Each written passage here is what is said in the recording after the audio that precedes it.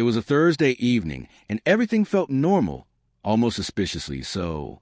We were sitting in the living room, half watching a show neither of us cared about. The light from the TV flickered on her face, but her eyes weren't on the screen. I could feel her shifting next to me, not physically, but mentally. Something was coming. I just didn't know what form it would take. She paused the show. That's when I knew. "I've been thinking," she said, and just those 3 words told me more than the entire week had. She didn't look at me when she said it. Her gaze stayed fixed on the edge of the coffee table, like it held some kind of script she'd rehearsed in her head. I didn't say anything. I waited. "I don't know what I want right now," she started, her voice calm but calculated. "I mean, I love you, but I feel like I've lost parts of myself. I need some space. Time to figure things out." That word again, space. It always comes packaged in the softest tone, as if the person saying it isn't detonating a bomb. I'd heard it before in other relationships. People don't say space unless they've already started leaving, emotionally if not physically. Still, I didn't interrupt her. I just nodded slowly, as if she'd said something ordinary like asking for tea. She looked surprised. Maybe she expected me to argue. Maybe she hoped I'd panic. But I didn't, not because I didn't feel something crack inside me, but because I already understood. Space wasn't a request. It was a warning label on a door she had already opened. "I think it's best if we don't talk for a little while," she added, "just until I figure things out." I nodded again. "Okay." She blinked, caught off guard by the simplicity of my reply. "That's it?" I shrugged. "You want space. I respect that." She hesitated, biting the inside of her cheek like she wanted to take it back or soften it. "This isn't about you," she added quickly. "It's me. I just need to breathe." I nodded again. I didn't ask her if there was someone else. I didn't press for details or demand timelines. I didn't ask if she planned to come back, because deep down, I knew she didn't even know the answer to that. Or maybe she did and just couldn't say it out loud. We sat in silence for a moment, a heavy one, not awkward, but defining. "I'll stay with Mia for a few days," she finally said, standing up slowly. "Give you some time, too." I gave her a short nod. "Take what you need. Just let me know before you come back." She didn't smile. She didn't even look relieved. She just looked confused, like the script in her head had stopped halfway through, and now she didn't know what to say next. She packed a small bag, just a few essentials. Her toothbrush was still in the bathroom. Her sweater still on the back of the chair. But the essentials were gone, and that told me everything I needed to know. When the door closed behind her, the apartment fell into a silence I hadn't heard in months. Not the quiet of absence, but of shift. The kind of silence that tells you the dynamic has changed, even if no one said it directly. I sat still on the couch, staring at the spot where she had just been. There was no dramatic music, no screaming, no slamming doors. Just a dull ache in the air and the soft hum of the refrigerator in the kitchen. She had asked for space. What she didn't realize was that I was the kind of man who, once you step away, doesn't stand in the same place waiting. I move, I adapt, and I prepare. I grabbed my phone, opened my notes app, and started making a list. The list wasn't dramatic. It wasn't angry. It was logical, just like everything else I'd done up to that point. I wasn't going to be the guy crying on the couch, waiting for her to figure things out while I stayed frozen. She wanted space. I'd give it to her. But I'd also give myself something else. Separation. Real, clean, irreversible separation. First on the list were the shared subscriptions. Netflix, Spotify, Hulu, Disney+. All of them had been started under my email. She had her own profiles, her own playlists, her own watch lists. I went through each one, reset the passwords, logged out all devices, removed her name. I wasn't deleting her life, just removing it from mine. Then came the grocery app, the smart home hub, and the calendar we used to sync appointments. Erased, cleared, disconnected. I wasn't trying to punish her. I wasn't trying to be petty. I just didn't want shadows of a we haunting a life that was quickly becoming a me. Next came the car. It was mine legally, financially, completely. We both used it, but over time she used it more. Late night drives to the gym, errands with friends, weekend trips to her sister's.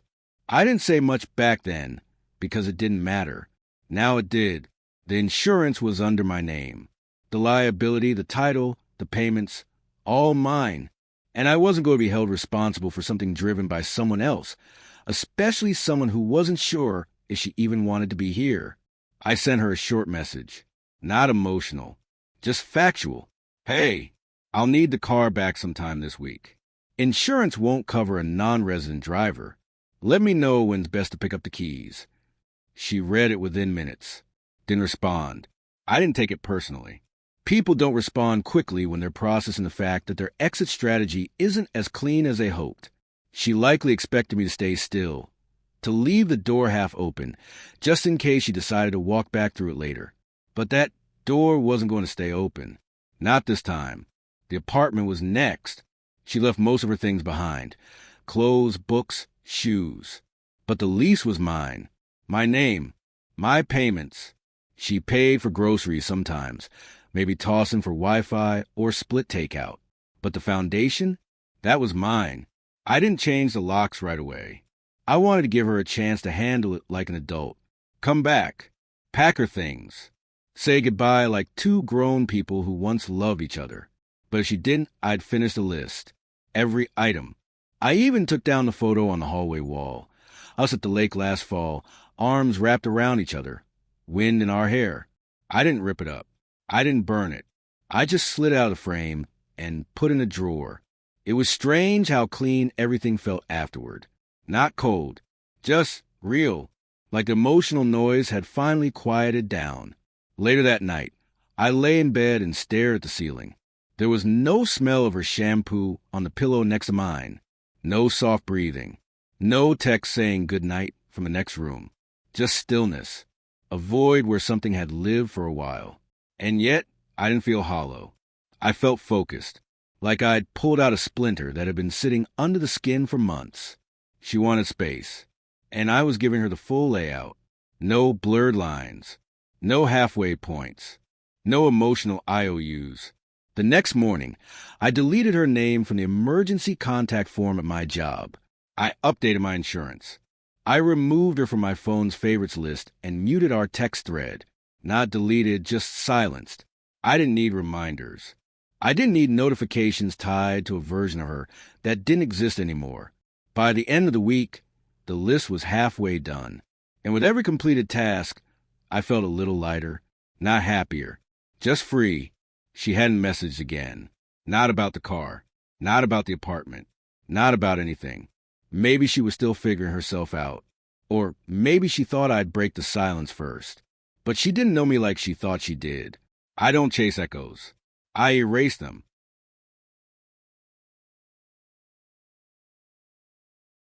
It was Sunday morning when the pattern finally became obvious. I'd been running errands, walking to the parking lot of a nearby store, when I saw something familiar parked 2 rows down. My car. Or rather, the car she'd been using like it was hers. I didn't approach it. I just stood there for a moment, staring at the gym bag tossed in the back seat, the water bottle she always carried, the same windshield charm she'd added months ago without asking. But what really caught my eye was the guy walking back toward it with her. Tall, athletic, confident in a way that only people who think they're winning act. I didn't recognize him, but I didn't need to. Her laugh gave everything away. She only laughed like that when she was pretending nothing mattered. They didn't see me. I didn't give them the chance. I turned, walked away, and drove back home. Quietly, focused. Once I was inside, I sat on the edge of my bed and stared at my phone. I opened our message thread. Still no reply about the car. Just read receipts and silence. I closed the app and wrote another message, just as calm as before. Still need the car back. Please let me know when I can pick it up. If I don't hear back by Tuesday, I'll arrange pickup myself. Sent. No emotion, just logistics. That evening, she finally replied, "Why are you being so cold?" I just needed time, not a breakup. I didn't reply. She followed with, "You're pushing me away." No, I thought. You walked away. I'm just closing the door behind you. I didn't even ask who the guy was. I didn't need her to lie. I already had the answer. But then came the line that changed everything. You're acting just like Eli said you would. Eli. So that was his name.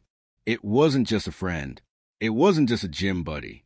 It was a reason she asked for space with a backup plan already in place. And apparently, he'd been building a narrative behind my back, one where I was a villain, and he was the patient, understanding alternative. She didn't know I'd already seen them together, that I'd already connected the dots, that the silence she'd been interpreting as passivity was, in fact, preparation. I stared at her text, reread it twice, then locked my phone and walked into the kitchen to make coffee. I wasn't hurt. I was ready. She thought she could pause us while testing someone else out, keep my support, my car, my apartment, while seeing if Eli's shoulder was soft enough to land on. She had mistaken stillness for submission.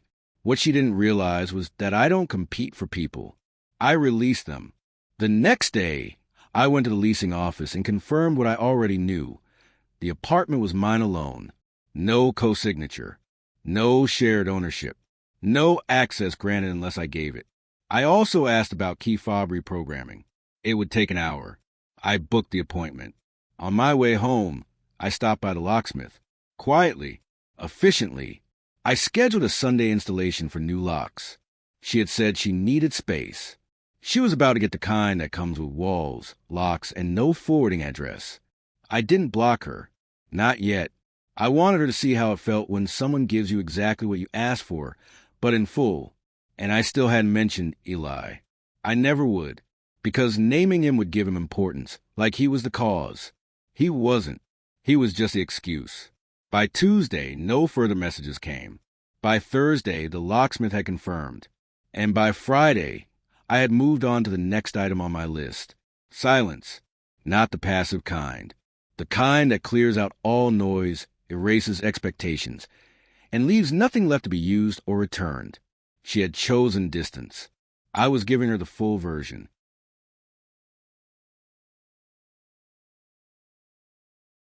It was just after 4 p.m. on Friday when the knock came, fast, sharp, and impatient.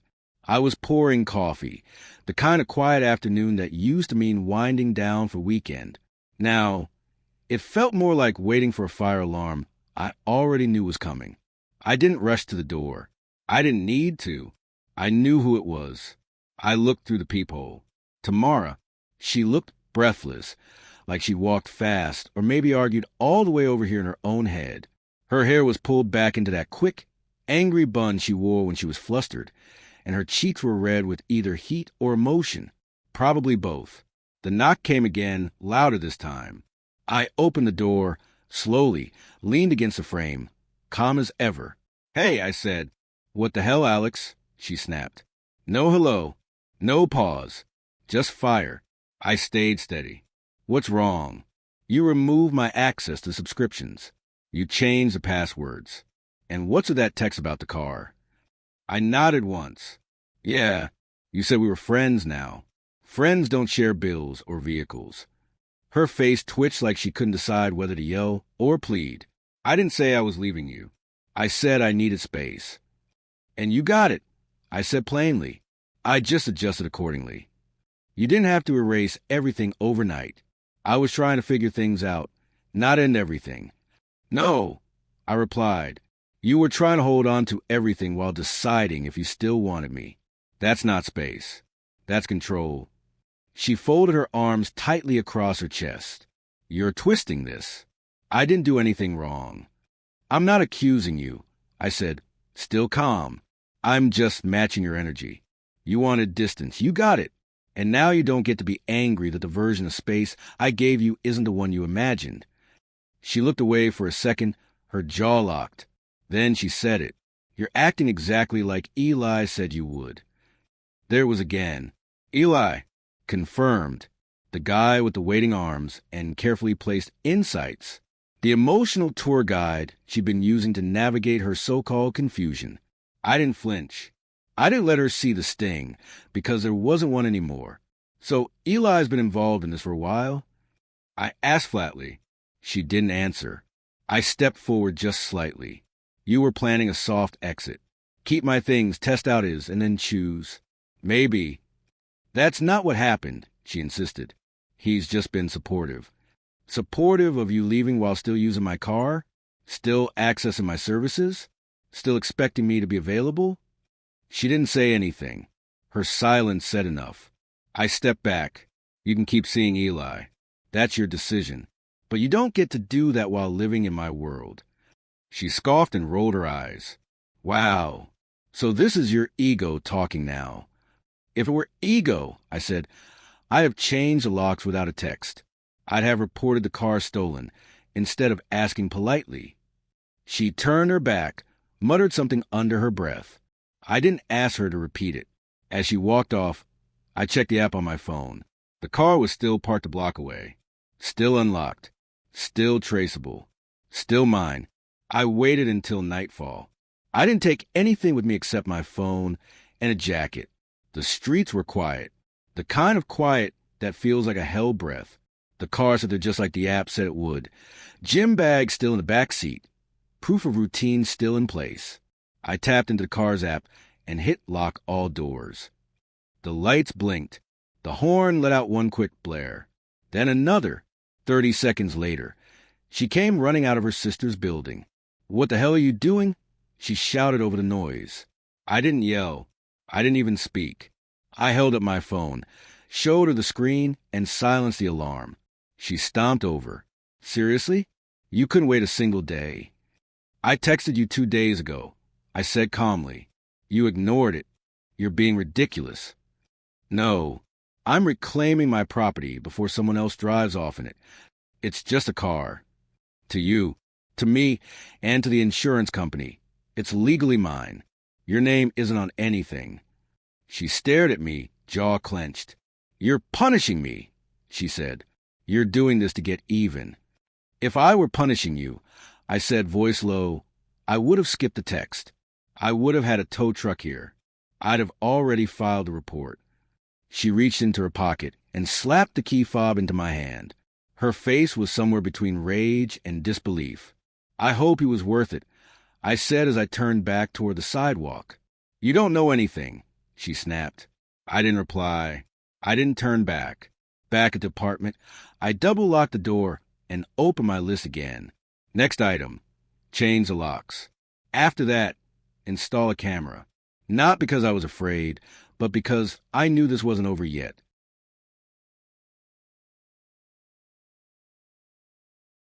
By Sunday evening, the locks were changed. The guy came right on time, didn't ask questions, just got to work. New deadbolt, fresh key. He handed me 2 copies, but I only kept one on my keyring. The other went straight into a drawer. I didn't label it. I didn't plan to make any more. After he left, I took the small black box I'd ordered 2 nights ago from the kitchen counter. A discreet home security camera.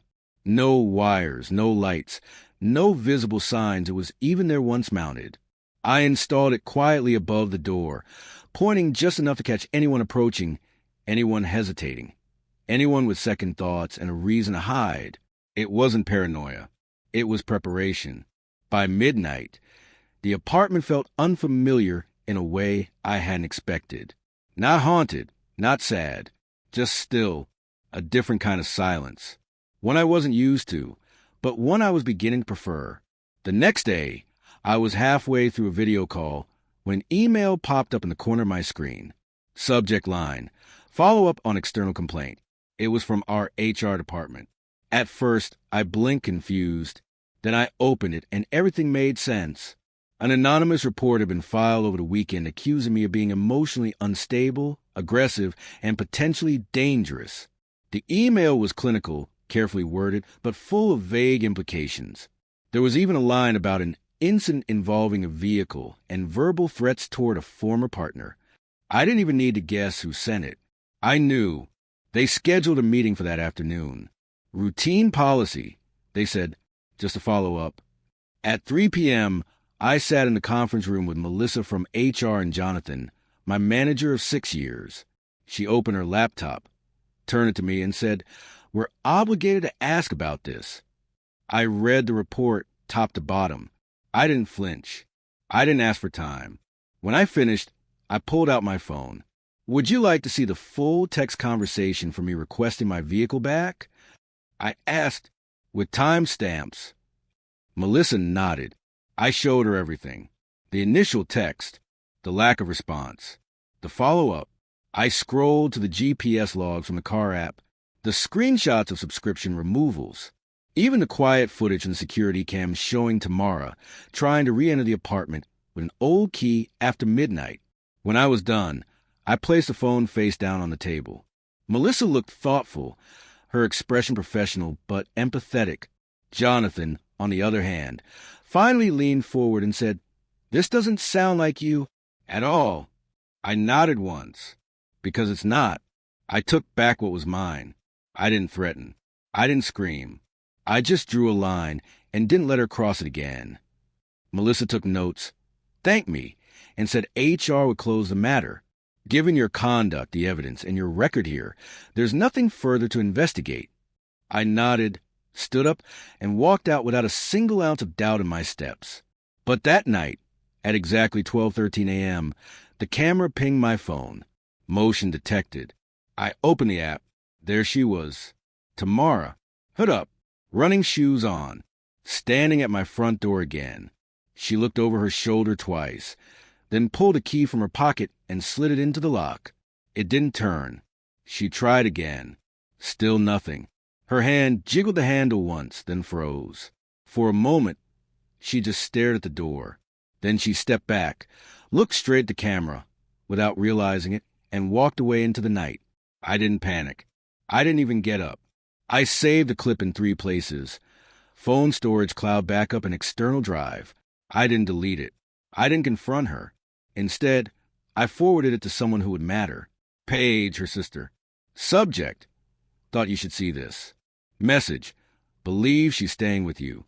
Happened at 12:13 a.m. I didn't add anything else. I didn't have to. 2 hours later, Paige replied, "What the hell? I had no idea she tried this. She told me you locked her out without warning. She said you were being manipulative." I didn't reply. There was nothing left to say. The next morning, my phone rang. A number I hadn't seen in over a year. Gordon, her father, a man of few words. A retired carpenter who didn't like games and didn't believe in assumptions. "Alex," he said, "I'd like to talk. In person. Can we come by tonight? Karen will be with me." I paused and said, "Sure, I'll be home." I knew what this was. She had told him her version of the story, and now Paige had shown them mine.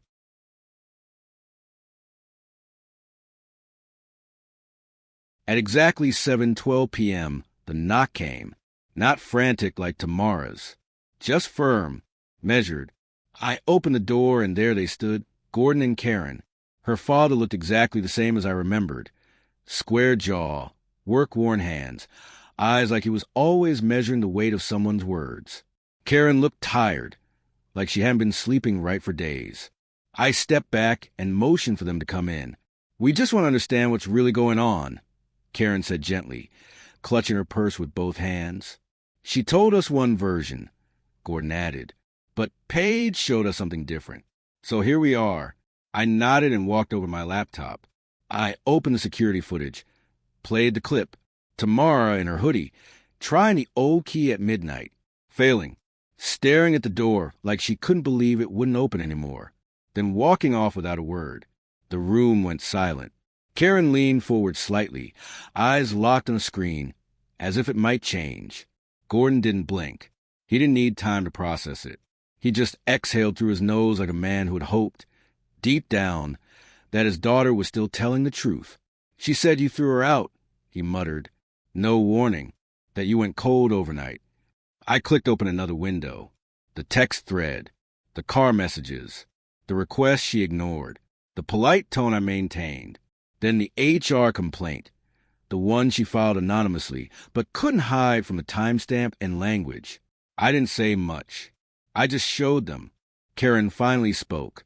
She told us it was just a small fight, that you locked her out in anger. I shook my head. She asked for space.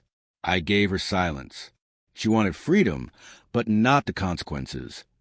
Gordon stood up slowly. His hands rested on the back of the chair, his jaw tight.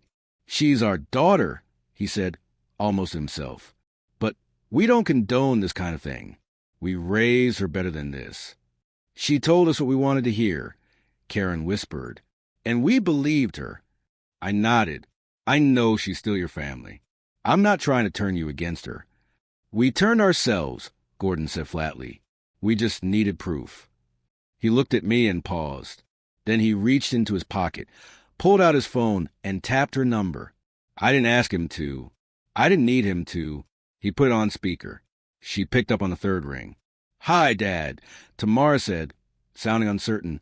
"Tammy," he said, "your mother and I are at Alex's." He's shown us the text, the video, the complaint to his workplace. "You want to explain why you were trying to get into his apartment at midnight?" Silence. Then her voice cracked. "Dad, no. It's not what it looked like. I was just making sure he was okay." "You didn't belong there at all," Gordon said calmly. "And you lied to us." "You're believing him over me?" she snapped. "No," he said. "I'm believing the evidence." "He's making me look bad," she said, her voice rising. "He stole the car. He locked me out." "We're done. Tamara," he interrupted. "You made your choice. Now own it." He hung up. No drama. Just finality. Gordon looked back at me. "We're sorry you had to deal with all this. You didn't deserve it." Karen nodded silently. Her eyes were glassy, but she didn't cry. I walked him to the door. No more needed to be said. Tamara didn't come back in person. 3 days later, she sent a moving crew. No call, no apology, just a list of items they were there to retrieve. Clothes, shoes, a few paintings, some cosmetics. Nothing sentimental, nothing important. I opened the door, let them in, and pointed to boxes she left in the closet. The dress in the guest room, the bookshelf with a few books she probably never planned to read again. No yelling, no last words. They packed everything in 30 minutes and were gone. I closed the door, locked it, then blocked her number. I deleted the security footage but kept the HR email archived. Not to hold a grudge, but as a reminder that intuition isn't paranoia when it proves itself right. The apartment is quiet again now, but not hollow, not sad, just still. It doesn't feel like a space that was emptied. It feels like a space that was reclaimed. I sit sometimes in the same spot on the couch, where she once sat and told me she needed space. And I smile just a little, knowing she got exactly what she asked for, just not the version she expected. People think power is about holding on. It's not. It's about letting go completely, cleanly, surgically, without regret. She wanted freedom. I gave her silence. And in that silence, I found mine. Thank you for watching.